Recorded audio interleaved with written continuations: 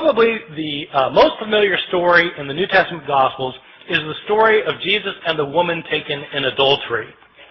I'm pretty sure this is the best known story of the Gospels because it's in all the Hollywood movies.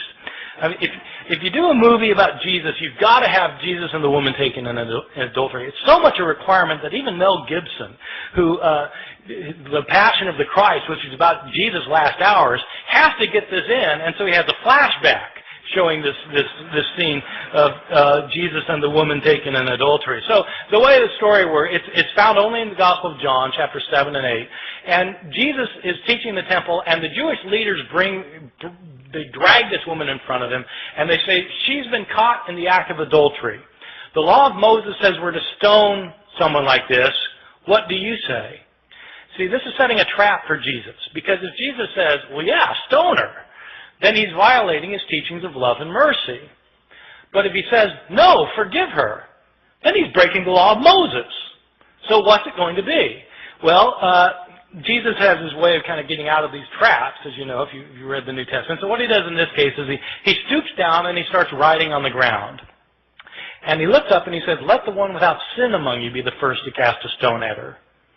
Stoops back down, starts writing again. And one by one, feeling guilt of their own sins, they begin to leave until Jesus looks up again and there's no one left. And he says to the woman, is there no one left to condemn you? And she says, no, Lord, no one. Jesus replies, neither do I condemn you. Go and sin no more. There is a textual variant in a now lost manuscript, which when Jesus, about this line about when he says, let the one without sin among you be the first to cast a stone at her. In this one textual variant, it indicates that a stone comes flying out from the crowd, nails the woman in the head. And Jesus says, Mom, sometimes you really tick me off.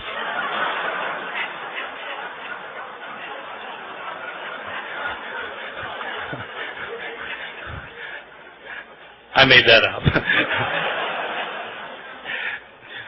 This story, this beautiful story, this powerful story, which has two terrific lines from Jesus in it, this story was not originally in the Gospel of John.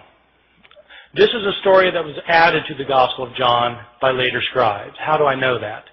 We have a number of early manuscripts of the Gospel of John. This story is not found in any of our early or best manuscripts of the Gospel of John.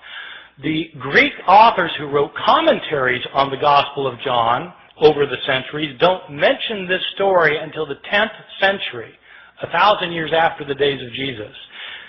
The writing style of this story, if you read it in Greek, the writing style is a completely different writing style from the writing style of the rest of the Gospel of John. As a result, scholars have known for years that this story did not originally belong in the Gospel of John. Well, why is it in our English Bibles then? Probably what happened was some scribe had heard the story. They'd heard the story and they decided that it illustrated some of the teachings in John chapter 7, and so they wrote out the story in a margin. A second scribe came along, saw the story in the margin, and thought it belonged in the text, and then wrote his manuscript by putting the story in the text. Another scribe comes along and copies that manuscript, and that manuscript gets copied, and so on until it becomes part of the textual tradition. And it's these later manuscripts that were used by the translators of the King James Bible in 1611, so that the story came into English through the King James Bible. So this story, however, is not a story that was originally in the New Testament. So people sometimes ask me, well, are there any changes that are significant in the New Testament? Yeah, well, this strikes me as a rather significant change, that the story of the woman taken in adultery wasn't originally there.